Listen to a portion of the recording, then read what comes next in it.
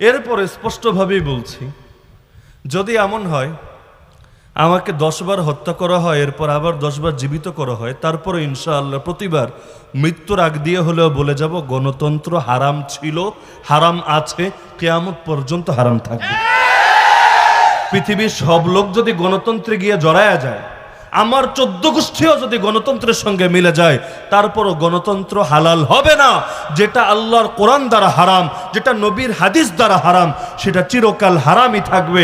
কেউ গ্রহণ করুক আর না করুক, তারপরও সেটা হারাম হারামই থাকবে।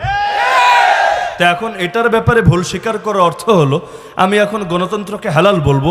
যেদিন আমি গণতন্ত্রকে হালাল বলবো সেদিন তো আমার নিজের ঈমানই থাকবে না।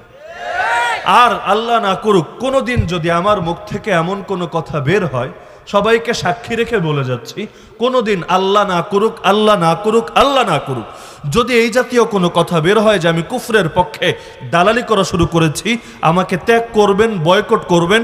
ইমাম ইবনে তাইমিয়া রাহিমাহুল্লাহ যেমন বলেছিলেন, তোমরা যদি দেখতে পাও আমি কোরআন মাথার উপর নিয়ে মঙ্গোলীয় তাতারি বাহিনীর সঙ্গে মিলে গিয়েছি আর ওদের সঙ্গে ওদেরকে সাহায্য করে আমি মুসলমানদের বিরুদ্ধে যুদ্ধ চালাচ্ছি, তাহলে তোমরা আমার ইসলামের দুশমন মনে করবা, আমাকে তোমাদের তীরের লক্ষ্যবস্তু বানাবা।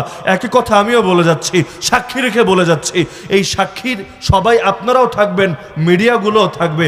কোনোদিন আল্লাহ না করুন যদি এমন হয় কুফরের পক্ষে, এই কুফরি ইজমগুলোর পক্ষে মুখ দিয়ে কথা বের হয়, আমাকে বয়কট করবেন।